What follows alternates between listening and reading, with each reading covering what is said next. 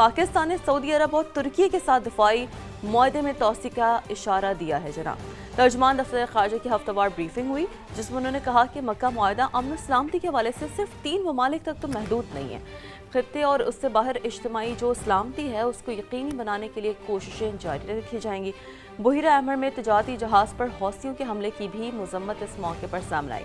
पाकिस्तान बहरी आमदोरफ्त तहफ़्फ़ुज़ यकीनी बनाने के लिए मदद करने को तैयार है और तमाम तर चैलेंजेस के बावजूद अमन के लिए कोशिशें जारी रखे हुए हैं। ये बात तो दुरुस्त है कि हमने देखा कि कितने ज़्यादा हमें चैलेंजेस फेस करना पड़े, लेकिन Pakistan has been always constant for mediation, Pakistan has been always constant for establishing piece.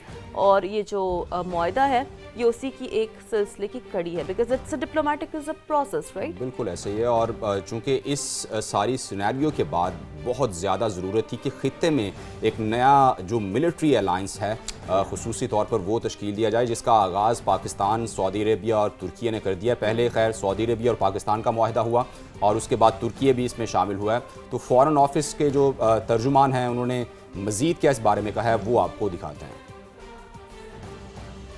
The agreement is geared towards peace and security of not just the three countries, but the region and beyond. And it is in this spirit that the possibility of further countries joining remains open. This is, of course, a matter of diplomatic exchange. I'm not privy to any particular exchange on this matter. But our dialogue and channels of communication with China and United States are open. और जी Iran का नया फ़ौजी doctrine सामने आ गया है और वो क्या है इस पर बात करते हैं। ईरानी फ़ौज को दुश्मन की सरजमीन पर हमलों की सलाहियत हासिल करने का हुक्म मिल गया है।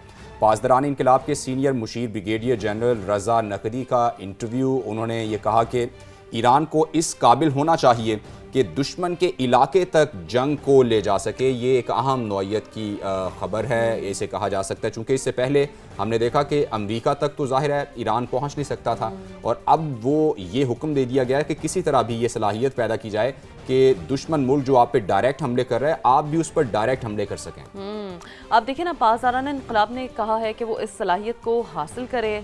अमेरिका की जानिब से एटमी हथियार इस्तेमाल करने की कोशिशों पर भी सख्त रद्द अमल की धमकी दे दी है। कहा कि वाशिंगटन ने ऐसा करने की कोशिश की तो दुनिया भर में जो मौजूद अमेरिकी फ़ौजी अड्डे हैं वो कब्जे में ले लिए जाएंगे। यानी कि इवन इन दिस सिनेरियो भी हम देख रहे हैं कि ये जाहिर सी बात है, जो नैरेटिव्स का जो जुमलों का तबादला है, सख्त लहजों का, वो हमें फिर भी देखने को मिल रहा है। क्योंकि अगेन हम हमेशा यही बात करते हैं कि अमेरिका ईरान सिचुएशन इतनी ज़्यादा हम देखते हैं कि टेंस कभी कभार हो जाती है कि समटाइम्स यू सी कि wow there is a gateway towards peace, ठीक है, कि अभी आपके पास चीज़ें इस्टेब्लिश हो जाएंगी। एंड समटाइम्स आपको ऐसा लगता है वहाँ पर एक अमेरिकी से डोनाल्ड ट्रंप बयान देते हैं और जिस पर एक रद्द अमल सामने आता है कि सिचुएशन फिर से टेंस होना शुरू हो रही है।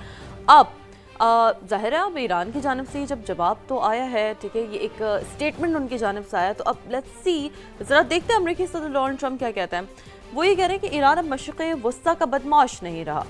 ये उनकी जानिब से कहा जा रहा है कि पासदारान इनकलाब ख़त्म, सिपाहियों को तनख्वाहें नहीं मिल रही, बहरिया और फ़ज़ाइया भी तबाह हो चुकी है, हमारी नाकाबंदी आनी दीवार साबित हो रही है। सदर ट्रंप ने सोशल मीडिया की एक पोस्ट जो कि आप लोगों की स्क्रीन पर भी विजिबल है, उस पर आप देख सकते हैं कि लिखा है कि ईरानी क़यादत बेयकीनी का शिकार है, उनके पास पैसा नहीं है, महंगाई की शरह 300% तक जा पहुंची है। अब ये जो सूरत हाल है वो मज़ीद ख़राब होगी और अमेरिकी सदर ने एक बार फिर जो आबना हुर्मुज़ पर मुकम्मल कंट्रोल है उसका उन्होंने दावा भी कर दिया है कि वी ओन इट, हमारे पास तो पूरा उसका कंट्रोल हासिल है। जब से ये जंग चल रही है मुसलसल एक दूसरे पर बयानबाजी हो रही है और चूँकि जैसे हम बार बार ये कहते हैं डिजिटल वर्ल्ड है, नैरेटिव की जंग है, तो जहाँ मैदान जंग में जो फ़ौजें बरसरे पैकार होती हैं वहाँ पर आज दुनिया को अपना नैरेटिव बताना और अपने नैरेटिव पर कायल करना वो बहुत ज़्यादा ज़रूरी हो गया। तो अमेरिकी सदर पहले दिन से चूँकि ये जो जंग शुरू की गई थी अनकॉल्ड फॉर एक जंग थी और पूरी दुनिया ये कह रही थी कि ये जंग नहीं होनी चाहिए और अमेरिकी सदर पर ये पूरा बार था कि वो दुनिया को कायल करें कि वो ये जंग में जाने के हक बजानिब थे, लेकिन अभी तक वो ऐसा कर नहीं सके। अभी तक दुनिया उनके साथ खड़ी नहीं है इस मामले पर, लेकिन वो मुसलसल अपनी जो बयानबाजी है उससे दुनिया को ये बता रहे हैं कि वो जंग भी जीत चुके हैं। ईरान को मफलूज कर दिया गया है, ईरान की बहरिया फ़ज़ाइया और उन्होंने बरी फ़ौज को उन्होंने ख़त्म कर दिया। तो ये सारी उन्होंने मज़ीद क्या कहा है, वो ये कहते हैं जी बहरी गुज़रगाह पर अमरीकी कंट्रोल बरकरार रखा जाएगा। वो मुसलसल ये दावा कर रहे हैं। वाइट हाउस हुकाम के मुताबिक सदर ट्रंप के पास ईरान पर दबाव डालने के लिए मुतअद्दिद ऑप्शंस मौजूद हैं। आने वाले महीनों में मज़ीद इक़दाम भी किए जा सकते हैं। तो ये मुसलसल कहा जा रहा है कि कुछ ना कुछ ऐसा हमने रखा हुआ है कि हम वो नया भी कोई हमला कर सकते हैं, ये नया सरप्राइज़ एक जैसे दे सकते हैं। अच्छा, ये तो मौज़म आपने जो बात कही है, वो तो अमेरिकी सदर है डोनाल्ड ट्रंप जो ईरान के बारे में क्या राय रखते हैं। अब हम आपको बताते हैं कि वहाँ खुद क्या हो रहा है, वाइट हाउस में क्या हो रहा है। वाइट हाउस में बहुत बड़ी तब्दीली आई है। प्रेस सेक्रेटरी कैरोलाइन लिविट ओहदे से मुस्ताफ़ी हो गई हैं और सोशल मीडिया पर पैगाम में कैरोलाइन लिविट ने कहा कि माँ बनने के बाद वाइट हाउस में जिम्मेदारियों से इंसाफ नहीं कर पा रही और बच्चों को वक्त देना चाहती हूँ। सदर ट्रंप ने सोशल मीडिया पर कैरोलाइन लिविट की खिदमात को सराहा और उन्हें रिपब्लिकन पार्टी में अपनी मुशीर मुकर्रर कर दिया। सदर ट्रंप के मुताबिक कैरोलाइन इस माह के आखिर तक अपनी जिम्मेदारियां निभाती रहेंगी। And I just want to remind कि हमें याद होगा कि कैरोलाइन ने मैटरनिटी लीव्स भी ली थी and she was blessed with a baby. तो ये एक तसलसल चल रहा था, जिसके बाद obviously might be she now realize कि अब वो थोड़ा मुश्किल हो रहा है मदरहुड के साथ। एंड दैन फिर अमेरिकी सदर डोनाल्ड ट्रंप ने उन्हें मुशीर रख लिया है।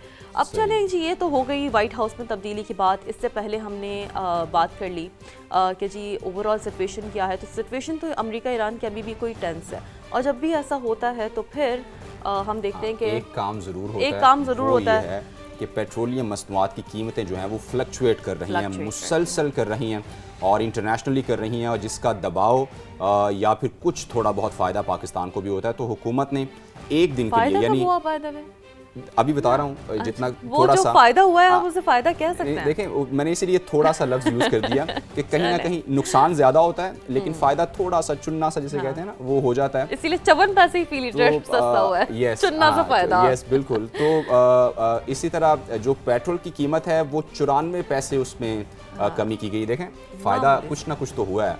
94 पैसे कमी हुई है। 13 अगस्त के लिए यानी आज के लिए जारी ओगरा नोटिफिकेशन के मुताबिक पेट्रोल की नई कीमत जो है वो 324 रुपये 98 पैसे फ़ी लीटर है, और हाई स्पीड डीजल की नई कीमत 382 रुपये 79 पैसे फ़ी लीटर हो गई है जी।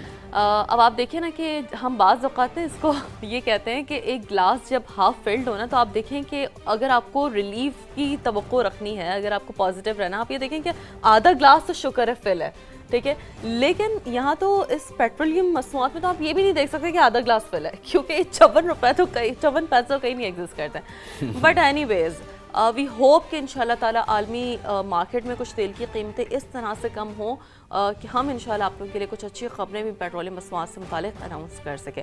अच्छा, ये तो हो गई कि जी मशरिक़ वुस्ता की क्या सूरत हाल है, ओवरऑल मामला कहाँ जा रहे हैं हमने देखा।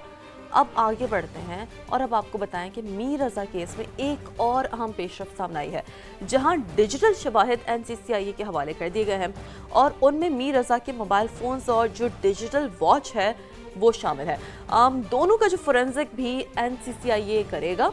तफ्तीशी ज़रा ने मोबाइल और वॉच से मिलने वाला जो डाटा है वो तफ्तीश में बहुत ही इम्पॉर्टेंट करार दिया है, क्योंकि आपको याद होगा कि कुछ कॉल्स भी उसके सामने आई थी, सही है। And obviously like we all know कि आपका मोबाइल और आपकी जो वॉच है वो तो बेसिक है ना, कि मतलब उसमें आपकी सारी कम्युनिकेशन सेंट्रिक चीज़ें भी चल रही होती है, and then you come across कि आपके ट्रांजेक्शन रिकॉर्ड्स क्या हैं, बाकी सारी चीज़ें, तो ये बहुत इंपॉर्टेंट। मैं आपको बताऊं कि अब जो है ये मामला हल की तरफ जाएगा, चूँकि ये दोनों जो डिजिटल चीज़ें हैं, इससे ये पता चलेगा कि आपके किन से राब्ते रहे, किन लोगों से आप क्या बात कर रहे थे।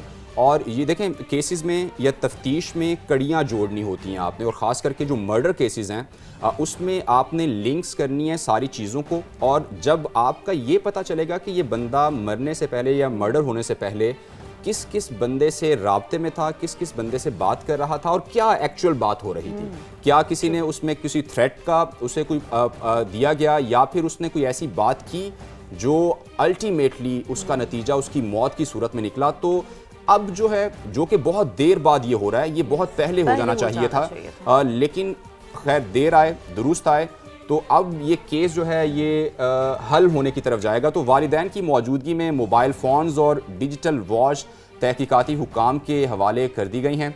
और दूसरी जानिब मीर रज़ा केस में पहली बड़ी कार्रवाई भी सामने आई है, जहां पहला पोस्टमार्टम करने वाले जिना अस्पताल के मेडिको लीगल अफसर डॉक्टर उसामा को ओहदे से हटा दिया गया है। शवाहिद छुपाने या किसी को बचाने के लिए गलत रिपोर्ट बनाई, रिपोर्ट में गलती हुई या संगीन गफलत हुई, इंक्वायरी कमेटी के सामने कई सवालों के उन्होंने जवाब देने हैं। डेफिनेटली वो आंसरेबल हैं कि वो जो अगर पोस्टमार्टम रिपोर्ट दूसरी ठीक आती है, हालांकि पहली रिपोर्ट में सारे शवाहिद जो आज हमें पता चले हैं वो सारे पहली रिपोर्ट में आ जाने चाहिए थे, तो कोई भी जो मेडिको लीगल अफसर है ये ऐसा नहीं हो सकता कि उससे इतनी बड़ी गलती हो जाए कि वो, चूंकि देखें ये सारी की सारी चीज़ें जो हैं ये फोरेंसिकली आप किसी इंसान का काम उस तरह नहीं है, ये आपने एक पैरामीटर्स हैं उसमें सेट की हुई हैं चीज़ें और उसके नताइज आपके सामने आ जाते हैं। तो ये क्यों हुआ वो यकीनन उनको ओहदे से हटाया गया और वो जवाब भी देंगे। तेज़ाब की बोतलों का भी जो केमिकल मुआयना कराया जाएगा,